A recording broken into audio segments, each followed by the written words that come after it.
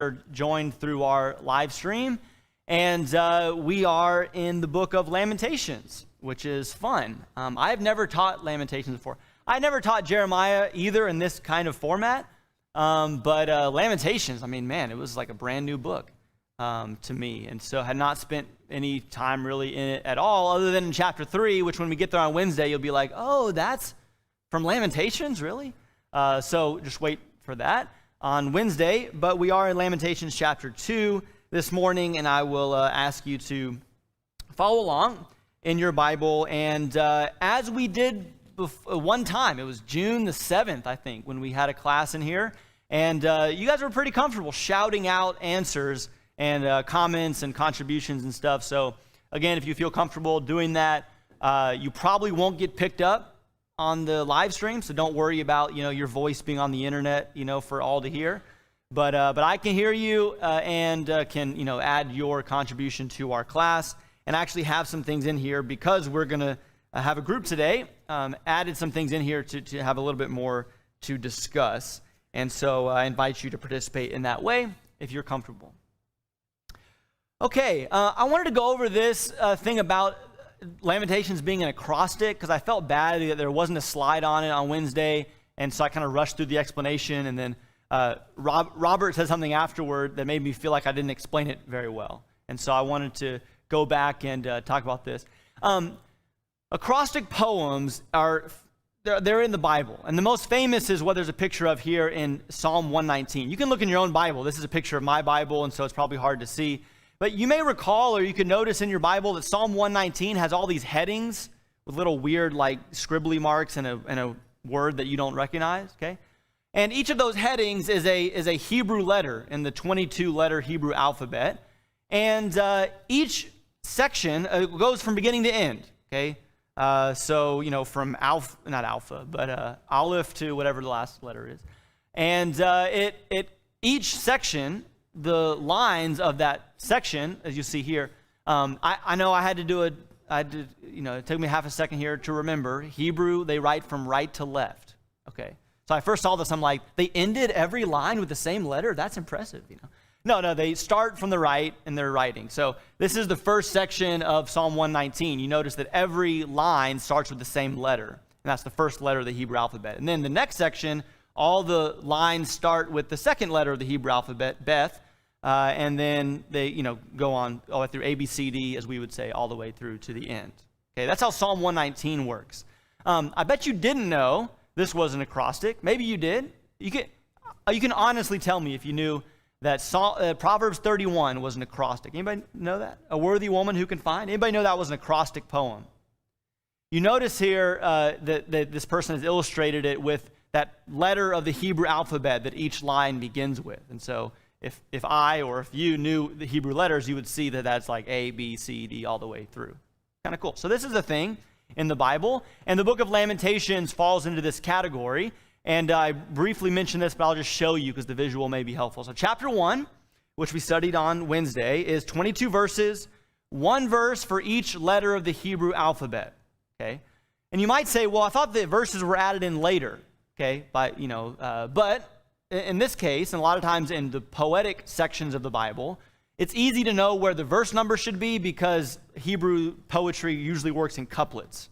So each couplet is identified as a verse. So in this case, there's 22 couplets or 22 verses, and they each start with a verse of a letter of the Hebrew alphabet in order. Chapter 2, 22 verses, you notice, works in the same way. Chapter 3 is longer because it's still an acrostic, but it's 3 verses for each letter, and it 66 verses long. Chapter 4 is another 22-verse acrostic. And then chapter 5, interestingly, you would maybe look at it and say, 22 verses, it's just the same as the others, but it's actually not. There's no acrostic pattern in chapter 5, although it does seem to be designed to be the same basic length as the others, okay? Now, if you kind of remember some things we talked about in Jeremiah, and we've talked about it in other classes as well, this kind of arrangement might tell you what about what the collector or the author is trying to point us to? Anybody? Daniel?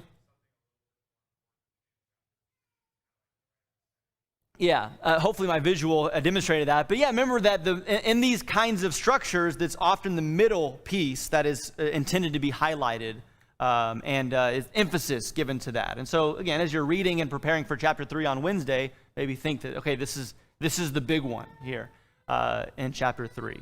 And I think we're supposed to take some of that. Okay, all of that done. I won't say acrostic anymore today in today's class. Maybe Wednesday I'll say it once, but not anymore today. But I want to begin with some thought questions, and you can, again, yell out your thoughts on this. This is on your handout, but my question is, how would you explain the following verses? These are New Testament verses, verses you're probably familiar with. But somebody comes to you, and they're reading through their Bible, and they say, can you explain these verses to me? They're kind of strange, okay? So Matthew chapter 5, the second beatitude. Blessed are those who mourn, for they shall be comforted. And then in James chapter, that should say 4, that's a typo. James chapter 4, be miserable and mourn and weep. James, the brother of Jesus, says, let your laughter be turned into mourning and your joy into gloom. What do you think? How would you explain these verses to somebody if someone asked you about them? So first of all, Brian says, if you didn't hear him, that the sufferings of life have a purpose, trying to use verbatim his words here, and they will end with this temporal life. And then he backed out last minute of explaining James chapter 4, which to me is a sign that that's maybe the harder one to explain. Albert, what do you think? It's the beatitude right before this, and so Albert's making a good connection. Right before Jesus says, "Blessed are those who mourn," he says, "Blessed are those who are poor in spirit." So, as Albert points out, it's the dependency. It's a recognition of destitution and dependency on God and His Spirit. Steve? So Steve says this intense grief is being communicated here, specifically connected to our sin, our conscience, and our sin. Okay, Brian, you figured something out, huh? Okay. Brian knows I love alliteration, so I don't know if he was tempting me with that, but hypocritical happiness was the phrase that Brian used, and instead James is saying to recognize that those ways lead to destruction, and so it's a change of temperament or attitude. Let me ask you this. How would you apply these verses? Okay, we always talk about, once you understand the Scripture, you need to apply it.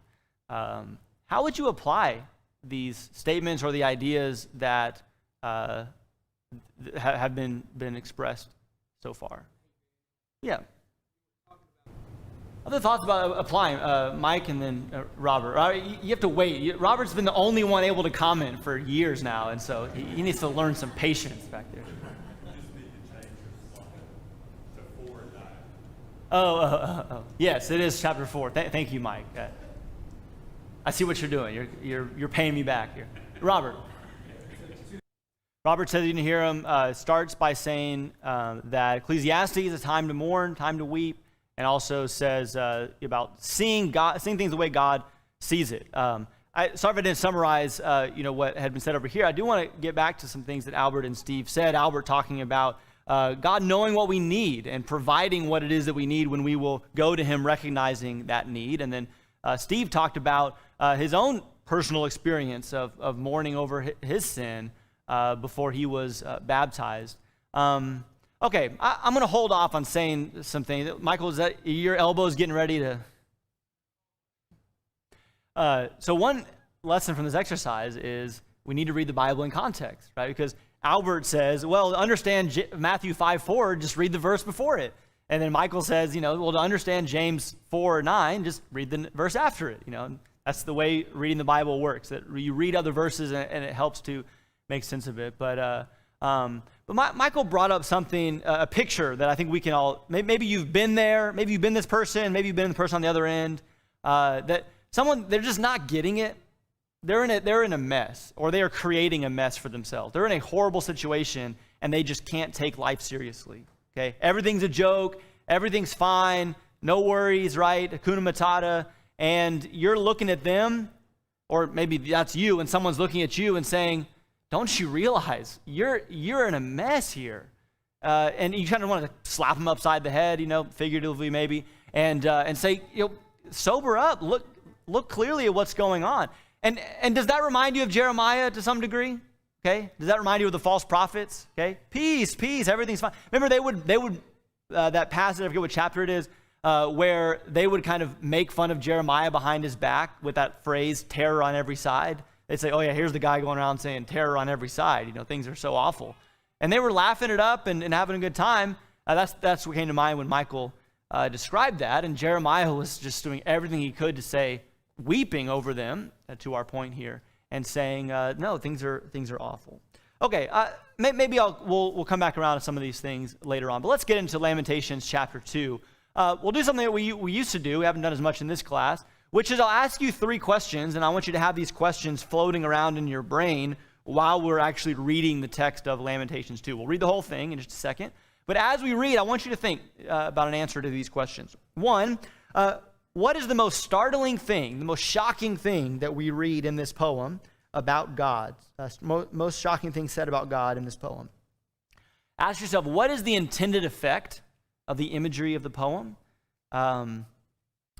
Parental advisory warning, content that may be difficult to process, give you that warning ahead of time. And then finally, what lesson does the poet want us to learn? So what is he trying to accomplish by painting these graphic pictures? And then that would be the second question. The third question, what lesson should we take from a poem like this? Okay, have these in your head, be thinking about them, and let's just read all 22 verses of Lamentations chapter 2. How the Lord has covered the daughter of Zion with a cloud in his anger. He has cast from heaven to earth the glory of Israel, and has not remembered his footstool in the day of his anger. The Lord has swallowed up, he has not spared all the habitations of Jacob. In his wrath he has thrown down the strongholds of the daughter of Judah. He has brought them down to the ground. He has profaned the kingdom and its princes. In fierce anger he has cut off all the strength of Israel. He has drawn back his right hand from before the enemy, and he has burned in Jacob like a flaming fire, consuming round about. He has bent his bow like an enemy. He has set his right hand like an adversary, and slain all that were pleasant to the eye. In the tent of the daughter of Zion he has poured out his wrath like fire. The Lord has become like an enemy. He has swallowed up Israel. He has swallowed up all its palaces. He has destroyed its strongholds and multiplied in the daughter of Judah mourning and moaning. And he has violently treated his tabernacle like a garden booth. He has destroyed his appointed meeting place. The Lord has caused to be forgotten the appointed feast and Sabbath in Zion. And he has despised king and priest in the indignation of his anger. The Lord has rejected his altar. He has abandoned his sanctuary. He has delivered into the hand of the enemy the walls of her palaces. They have made a noise in the house of the Lord as in the day of an appointed feast. The Lord determined to destroy the wall of the daughter of Zion. He has stretched out a line. He has not restrained his hand from destroying, and he has caused rampart and wall to lament. They have languished together. Her gates have sunk into the ground. He has destroyed the broken her bars. Her king and her princes are among the nations. The law is no more. Also her prophets find no vision from the Lord.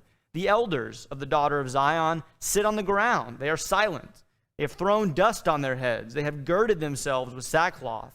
The virgins of Jerusalem have bowed their heads to the ground. Verse 11, my eyes fail because of tears. My spirit is greatly troubled. My heart is poured out on the earth because of the destruction of the daughter of my people. When little ones and infants faint in the streets of the city, they say to their mothers, where is grain and wine? As they faint like a wounded man in the streets of the city, as their life is poured out on their mother's bosom. How shall I admonish you? To what shall I compare you, O daughter of Jerusalem? To what shall I liken you as I comfort you, O virgin daughter of Zion? For your ruin is as vast as the sea. Who can heal you? Your prophets have seen for you false and foolish visions. They have not exposed your iniquity so as to restore you from captivity, but they have seen for you false and misleading oracles. All who pass along the way clap their hands in derision at you. They hiss and shake their heads at the daughter of Jerusalem. Is this the city of which they said, the perfection of beauty, a joy to all the earth? All your enemies have opened their mouths wide against you. They hiss and gnash their teeth. They say, we have swallowed her up. Surely this is the day for which we waited. We have reached it. We have seen it.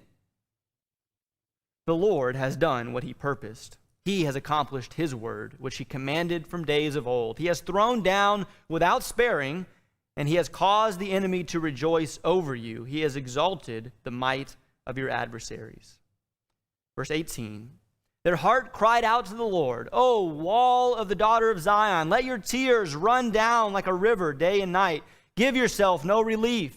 Let your eyes have no rest. Arise, cry aloud in the night. At the beginning of the night watches, pour out your heart like water before the presence of the Lord. Lift up your hands to him for the life of your little ones who are faint because of hunger at the head of every street. See, O Lord, and look. With whom have you dealt thus? Should women eat their offspring, the little ones who were born healthy? Should priest and prophet be slain in the sanctuary of the Lord? On the ground in the streets lie young and old. My virgins and my young men have fallen by the sword. You have slain them in the day of your anger. You have slaughtered, not sparing. You called as in the day of an appointed feast, my terrors on every side. And there was no one who escaped or survived in the day of the Lord's anger. Those whom I bore and reared, my enemy annihilated them. Okay. Let's go through in order here and briefly hear what you have to say about each of these things. Most startling thing said in this poem about God in particular.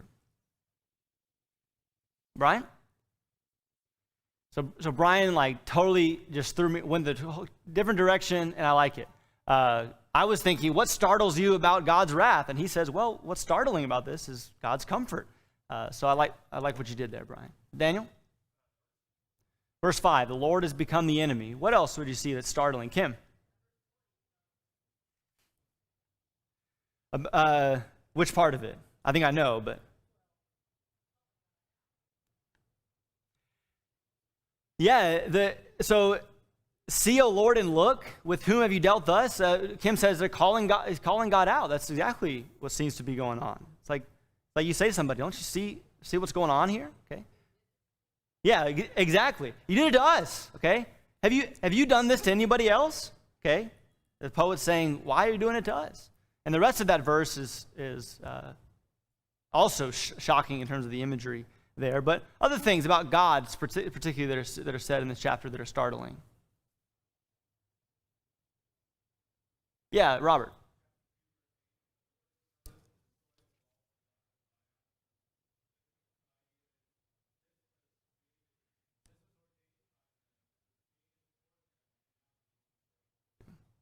Verse 8, he is determined to destroy the wall of the daughter of Zion. Robert says this was ordained, created by him, for him to dwell there, and now he is destroying it. So that shocking in its own right. Shannon and then Brian. Yeah. The law is no more, verse 9. Brian? Okay.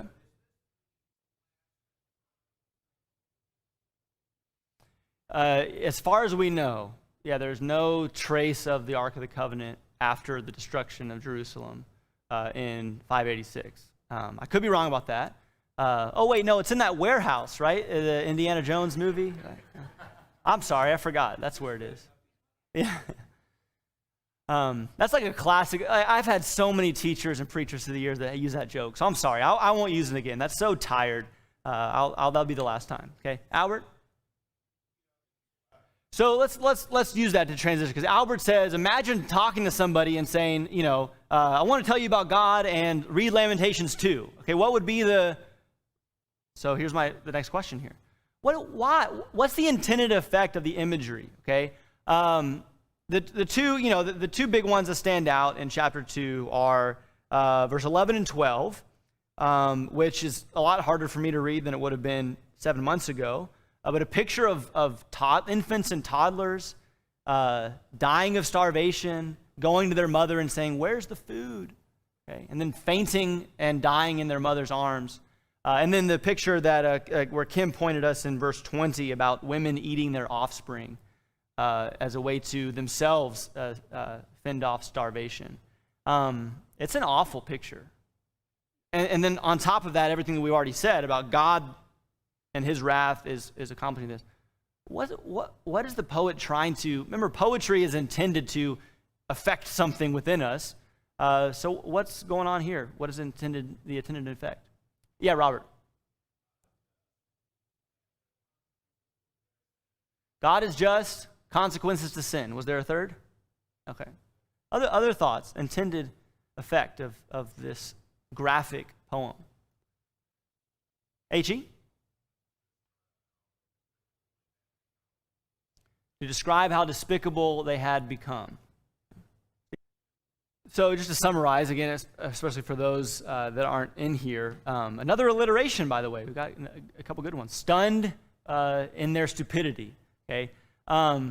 This is something that Steve points to the language here of they're stunned to silence. All they can do is throw dust on their heads.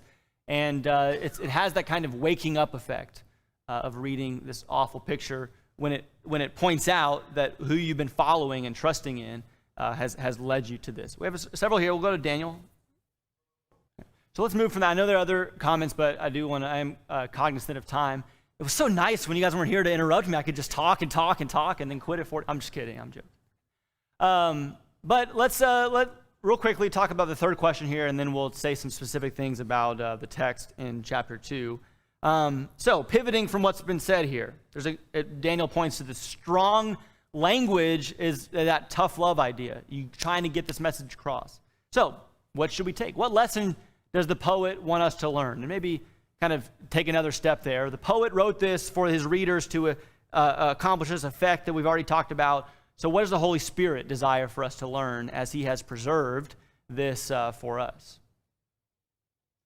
So God's wrath is what Brian points to, and his wrath, as we read in this chapter, is on those that rebel against him, that are his enemies. He becomes their enemies in the manner of Lamentations 2. And that's a lesson to us, a sobering lesson for sure. Other things, lessons that we should learn or take from a poem like this. Albert? Yeah. God is the creator, Albert says. He does with us and with the events of this world as he pleases, and as is Albert's final word, there's so much that God desires for us, and this is why he acts in this way, is his desire for his people. Okay? Maybe one more thing, other lesson we learn, and obviously if we can come back to that later, we can. Michael? Yeah, Michael connects us to Ecclesiastes 12. This is it. This is the whole of man. The end of the matter, all has been heard, to fear God and keep his commandments. This is what it means to be human. Okay. All right. Ian, can you calculate for me how much time I have left? And then 11 minutes. That was quick. All right. So let's go through each of these, and this will follow on your worksheet if you want to fill some of these in or answer some of these questions. But here's what we see. The first 10 verses, we saw it all the way throughout, as you pointed out in your comments, that what this is saying about God and God's actions is all throughout this poem. But in the first 10 verses, there seems to be a very, if I just went through and underlined, the Lord has, the Lord has, the Lord has, or he has, and you could almost in every verse find something in those first 10 verses as the poet describes what it is that God has done. And so I didn't put verses with these, but you could follow that. I think they're in order. He has taken away everything that people counted on. Talk about a lesson, right? Okay. Things that they took for granted, things that's just, and I thought about saying it this way because we've said this in the book of Jeremiah. The Lord takes away the things that we trust in, okay? And that's clearly part of what's going on here. But even some of these things, you would think, not so much that they trusted in it, but it's just that they counted on that. That's what they took it for granted that this would always be here. They didn't think twice about it. Some of these things they did. It was clear they trusted in that in a bad way. But all these things, the city, God has taken it out. The people, he's removed, okay? The city they lived in, the people they lived around, the strongholds and the palaces, the impressive buildings, perhaps, or just the significance of the place where the king lives, or the princes live, or the army resides. Those things are taken away. They are destroyed. He has cut them off. He has poured out his wrath on them. The temple, that's the big one here. Where is this? I should have put verse numbers on this. Verse 6. Notice what it says. It uses the word tabernacle. There's a few times in Scripture where the word tabernacle is used in reference to the temple. It can be a little bit confusing, but we know where we're at in history here is the temple that's just been destroyed. So verse 6, the poet says, he has violently treated his tabernacle like a garden booth. That word booth is added in, so there's a couple different ideas here. Maybe one is that he treats the temple like a garden, and what do you do with a garden that is overgrown with weeds? I mean, you go in there and you just destroy it. You rip it all out, okay? Or a garden booth maybe is like just a kind of a shed that's put up, or a little shelter for some plants or something, and it's just nothing. I mean, if you needed to knock that over and rip it out, you would do that. That's how God treats his temple in verse 6. Violently treated his tabernacle like a garden. He has destroyed his appointed meeting place. This goes back to what Robert said about the very place that God put his name. He is now destroying. The feasts and the Sabbaths would be another thing we could have mentioned in terms of startling language. It's interesting. I'm not sure what, I'm assuming this is intentional, but what is that fourth commandment? How does it go?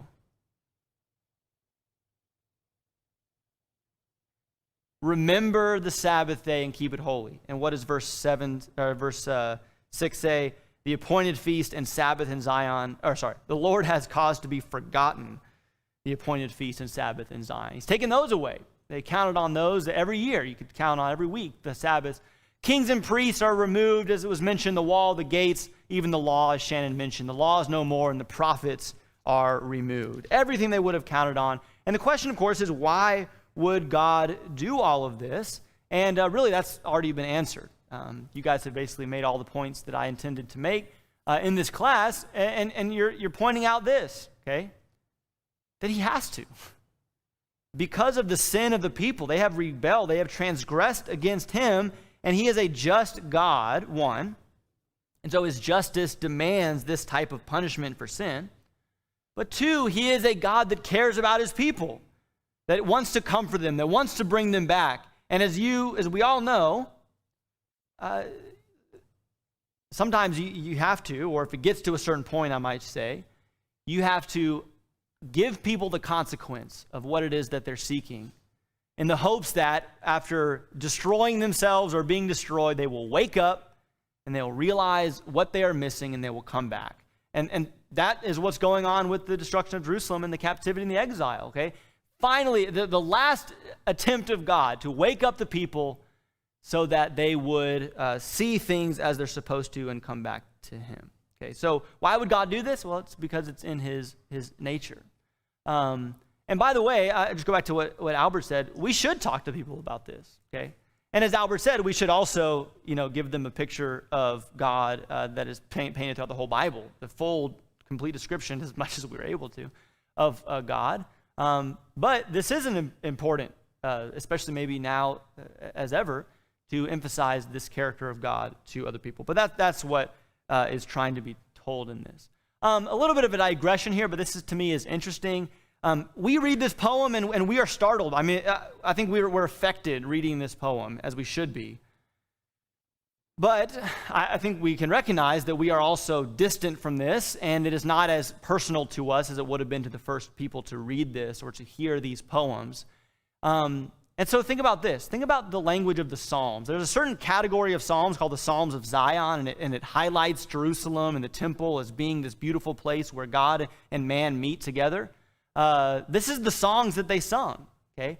And so read these, the excerpts from Psalms 46 and Psalm 48, and think about this in connection with what we've just read, that this is what they sang, this is what they remembered, this is what they recited, week after week, year after year about Zion and about the city and the temple. And then what we've just read is what ended up happening to it. But overlay the two, There is a river whose streams make glad the city of God, the holy dwelling places of the Most High.